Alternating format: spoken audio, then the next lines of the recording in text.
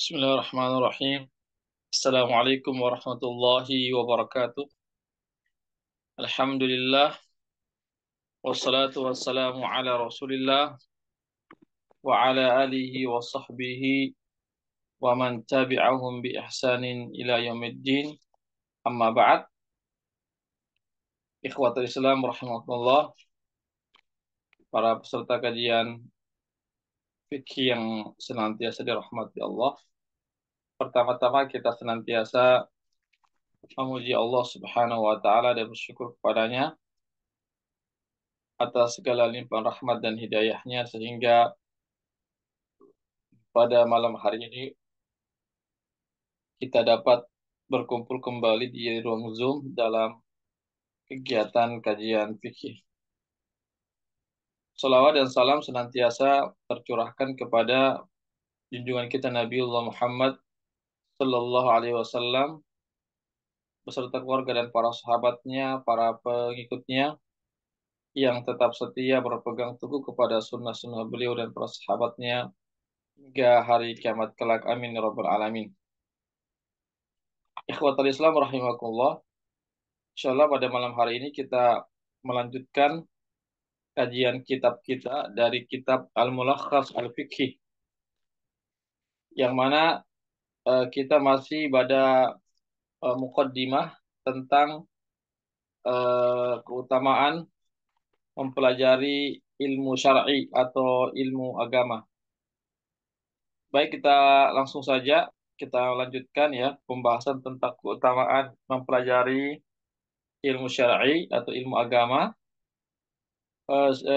Syekh Muhammad Saleh bin Fauzan, Syekh Saleh Al Fauzan, maaf Syekh Saleh bin Fauzan Al Fauzan, hafizahullah taala mengatakan tentang keutamaan ilmu atau keutamaan menuntut ilmu. Wala syakka anna al-insan qabla an yuqdima ala adai amalin ma labud an ya'rif at-tariqa allati yu'addi biha dhalika al-amala ala wajhihi as-sahih.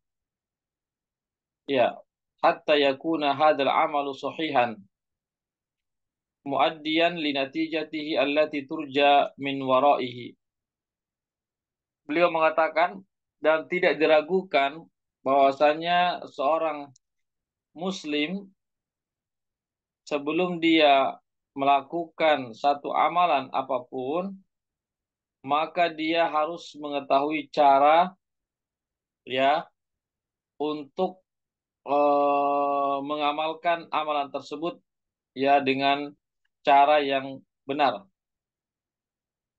hingga amalannya itu menjadi sahih, bisa diterima, yang dengannya mendapatkan hasil yang diharapkan dari amalan tersebut. Ya, jadi beliau mengatakan bahwasanya kita ini sebagai seorang muslim ini harus mempelajari ilmu agama sebelum kita beramal. Ya, harus kita mengetahui bagaimana cara-cara yang benar dalam mengamalkan agama ini. Dalam menjalankan perintah Allah dan Rasul-Nya harus kita memiliki namanya ilmu agar amalan kita itu bisa sahih, bisa diterima. Ya, kalau amalan kita diterima, maka tentu kita akan mendapatkan ganjaran pahala di sisi Allah Subhanahu wa taala. Fa kaifa yuqdimul insanu ala ibadati rabbih allati tatawaqqafu 'alaiha najatuhu minan nar wa dukhuluhu al-jannata, kaifa yuqdimu ala dzalika biduni ilm? Ya, maka Syekh mengatakan bagaimana bisa ya seseorang itu bisa melaksanakan ibadahnya kepada Allah Subhanahu wa taala, yang mana dengan beribadah itu seseorang ya akan selamat dari siksa neraka dan kelak akan dimasukkan ke dalam surga. Bagaimana mungkin dia bisa melaksanakan ibadah itu tanpa ilmu? Ya, tentu kita ya tidak bisa melaksanakan ibadah tanpa ilmu. Ya, artinya kalau kita melaksanakan ibadah tanpa ilmu, eh, tanpa ilmu dari Al-Quran ataupun As-Sunnah, maka ibadah kita akan tertolak. Karena apa? Karena kita melakukan sesuatu tanpa ilmu yang bersumber dari Al-Quran dan Sunnah Rasulullah Shallallahu Alaihi Wasallam. Dan kita ketahui bersama bahwasanya ibadah yang kita lakukan itu adalah merupakan eh, artinya apa? Yang dengannya kita bisa selamat dari api neraka dan dengannya juga kita bisa dimasukkan ke dalam surga Allah Subhanahu wa taala. Oleh karena itu, agar ibadah kita itu benar, maka harus dilandasi dengan ilmu yang benar. Ya, kemudian Syekh Saleh mengatakan wa min thamma iftaraqan nasu binisbati lil ilmi wal amal salasa firaq. Ya, kemudian eh, umat manusia itu terbagi menjadi tiga golongan berkaitan dengan ilmu dan amal. Ya, jadi ada tiga golongan manusia ini di dunia ini ya yang berkaitan yang ada hubungannya dengan ilmu dan atau sikapnya terhadap ilmu dan amal. Golongan yang pertama al-fariqul awal alladzina jama'u bainal ilmi wan nafi' al-ilmi nafi' wal amal salih. Golongan yang pertama adalah golongan yang mengumpulkan antara ilmu yang bermanfaat dan amal soleh. Wa haula'i qad hadahumullahu wa siratal mun'am alaihim minan nabiyyin wa siddiqin wa syuhada wa salihin wa hasuna ulaika rafiqa. Jadi golongan pertama ini adalah orang-orang yang Allah Subhanahu wa taala berikan petunjuk untuk meniti jalannya orang-orang yang mendapatkan kenikmatan. Siapakah mereka? Yaitu para nabi, para orang-orang yang membenarkan kenabian para nabi, para syuhada, orang-orang yang terbunuh di jalan Allah, wassalihin dan orang-orang soleh. Ya, ikhwatal Islam azakumullah. Jadi ini kelompok pertama ya, jenis manusia yang bersikap bagaimana sikap mereka terhadap ilmu dan amal. Yaitu sikap mereka adalah mengumpulkan antara ilmu dan amal. Artinya mereka beramal dengan ilmu dan mereka berilmu dengan mengamalkannya. Ya, maka mereka ini adalah orang yang mendapatkan petunjuk dari Allah dan orang-orang yang berada di atas jalan yang lurus, jalan yang mendapatkan kenikmatan dari Allah, yaitu mereka adalah para nabi, para orang-orang yang membenarkan para nabi, para syuhada, orang-orang yang terbunuh di jalan Allah dan orang-orang soleh. Ya. Eh, Kemudian kelompok yang kedua, al-fariqus tsani alladzina ta'allamul ilman nafi' wa lam ya'malu bihi. Wa ha'ula'i humul maghdub 'alaihim al-maghdubu 'alaihim minal yahudi wa man naha nahwahum. Kelompok yang kedua adalah orang-orang yang mempelajari ilmu yang bermanfaat tetapi mereka tidak mengamalkannya. Ya, dia berilmu tapi tidak beramal. Mereka adalah orang-orang yang dimurkai oleh Allah yaitu dari kalangan Yahudi dan orang-orang yang mengikuti jalan mereka. Ya, jadi orang Yahudi ini adalah orang atau bangsa Yahudi adalah bangsa yang mengetahui ilmu, mengetahui ilmunya, tapi mereka tidak mengamalkan. Bahkan mereka menolak untuk mengamalkan ilmu tersebut. Ya, mereka adalah orang-orang umat Yahudi dan siapa saja yang mengikuti jejak mereka maka akan tergolong dari golongan yang kedua ini adalah mempelajari ilmu saja tetapi tidak mau mengamalkannya. Kemudian yang berikutnya adalah kelompok yang ketiga. Siapakah mereka ini? Alladzina ya'maluna bila ilmin wa haula'i hum ahlud dhalali minan nasara wa man nahwahum. Mereka adalah orang-orang yang beramal tanpa ilmu. Ya, ini kebalikan dari golongan yang kedua. Kalau golongan yang kedua adalah berilmu tanpa beramal, adapun golongan yang ketiga ini beramal tanpa ilmu. Mereka adalah orang-orang tersesat dari kalangan umat Nasrani dan siapa saja yang menjalani jalan mereka atau mengikuti jalan mereka. Ya, ini golongan yang ketiga ya, yaitu beramal saja, ya semangat-semangat beramal, melakukan amal-amal kebajikan, amal-amal ibadah, tetapi tanpa dilandasi dengan ilmu, maka tentu tidak akan diterima oleh Allah Subhanahu wa taala. Ya. Jadi ada tiga di sini ya. Jadi ada tiga pembagian manusia berkaitan dengan ilmu dan amal.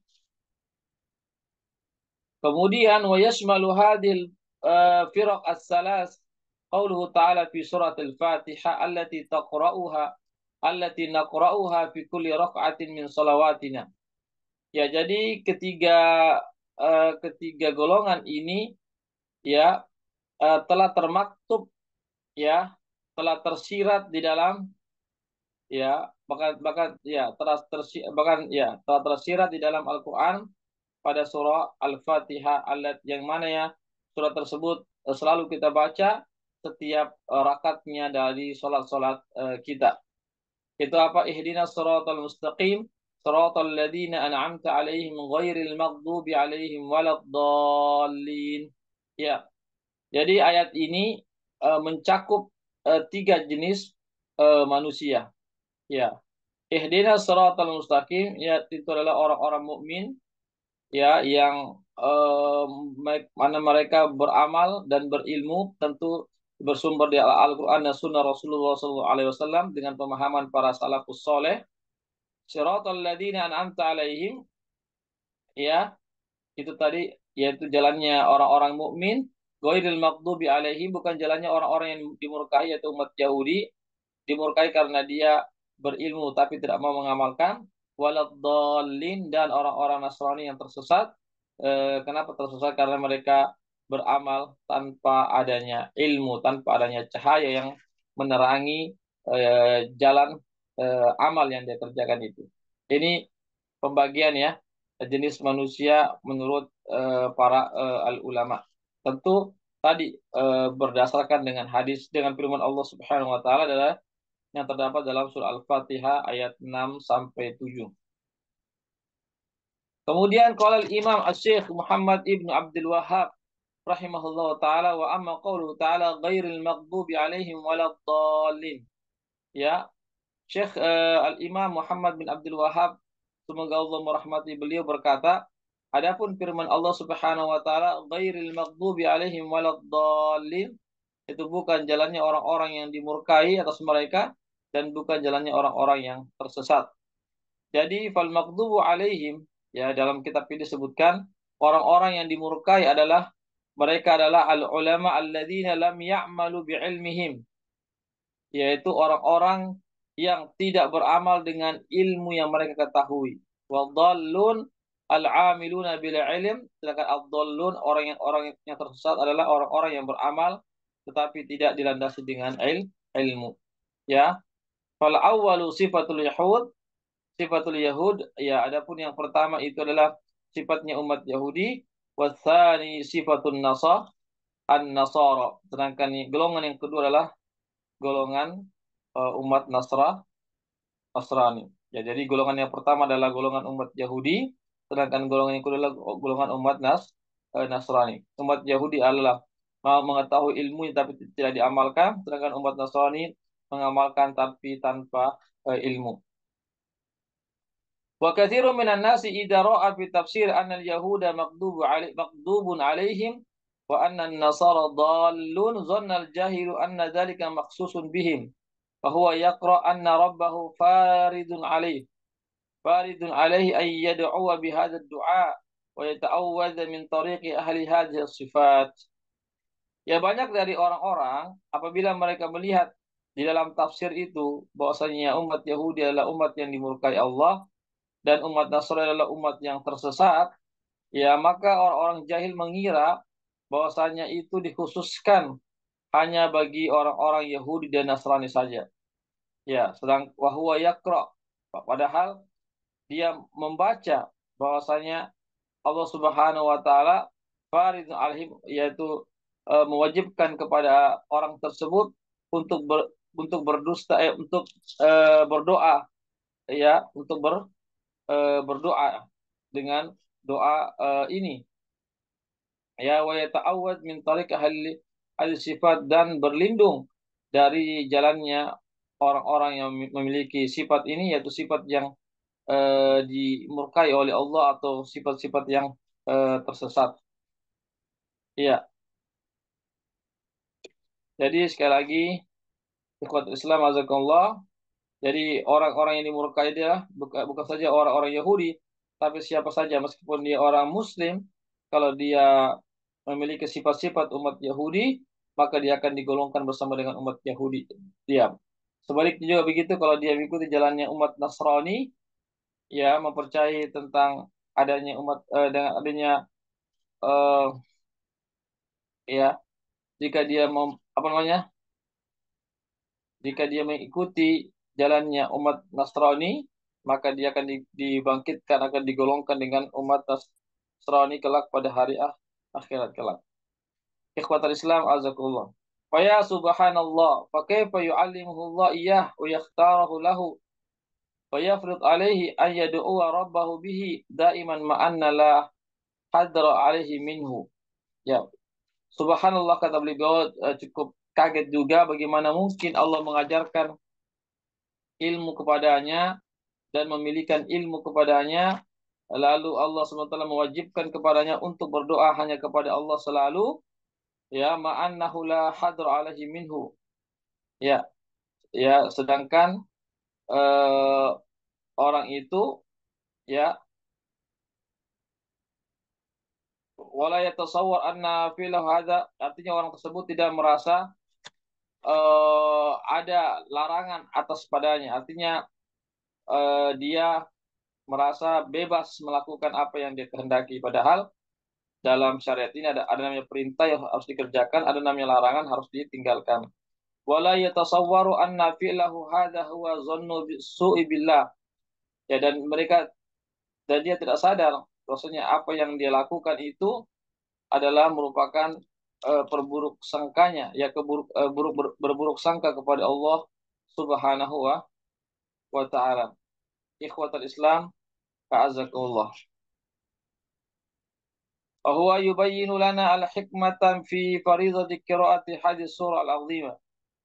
Ya, dialah Allah Subhanahu wa taala menjelaskan kepada kita hikmah, ya fi faridati, ya tentang diwajibkannya membaca surah ini, yaitu surah Al-Fatihah fi kulli raq'atin, pada setiap rakaat dari salat-salat kita, ya. Kenapa? Limastama alaihi min asrar al-azimah allati min jumlatiha hadha ad-du'a al-azim. Karena apa namanya? Tercakup di dalam Al-Fatihah itu rahasia-rahasia yang sangat besar, ya, yaitu di antaranya rahasia-rahasia itu adalah doa, ya, doa itu apa? Doa agar kita diberikan taufik oleh Allah Subhanahu wa taala untuk meniti jalannya orang-orang yang mendapatkan kebahagiaan di dunia ini, lebih-lebih di hari akhirat kelak. Ikhwatul Islam azakullah. Ya, alladzi huwa tariqutun najah fid dunya wal akhirah. Ya, jadi jalannya orang-orang yang berilmu dan mengamalkan ilmunya adalah jalan menuju keselamatan dunia dan akhirat. Wa an yujannibana tariqal halikin, dan menghindarkan kita dari jalannya orang-orang yang binasa, orang-orang yang Allah binasakan. Alladzina farratu bil amali shalih aw bil amali nafi', yaitu orang-orang yang meremehkan amal soleh atau yang meremehkan ilmu yang bermanfaat. Ikhwatal Islam azakullah. Kemudian Syekh Saleh melanjutkan, "Tsumma a'lam ayyuhal qari al-karim." Ketahuilah wahai pembaca yang budiman, annal ilman nafi innama yustamaddu minal kitabi wa sunnah tafahhuman wa tadabburan. Bahwasanya ilmu yang bermanfaat adalah ilmu yang bersumber dari Al-Qur'an dan sunnah Rasulullah sallallahu alaihi wasallam, baik secara pemahaman ataupun secara penghayatan. Artinya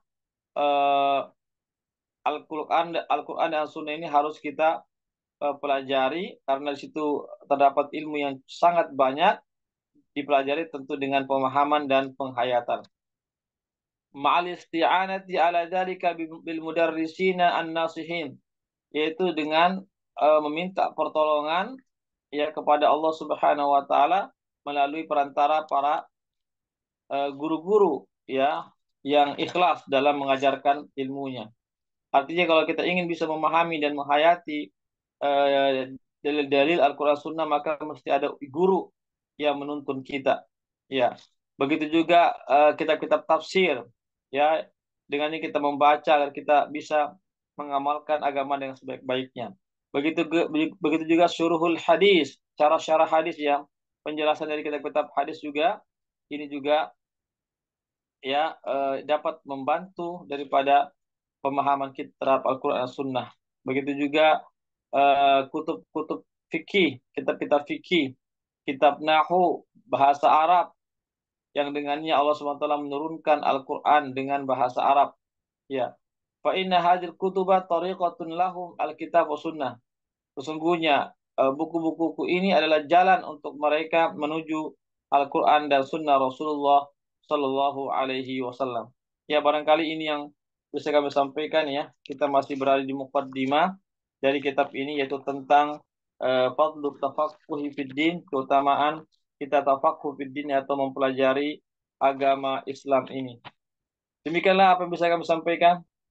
Sebelum kami tutup, kami buka saja tanya jawab. Silakan bagi ikhwah yang mau bertanya, khususnya tentang masalah keutamaan menuntut ilmu atau keutamaan mempelajari ilmu agama. Silakan kalau mau bertanya, bisa langsung atau lewat room chat.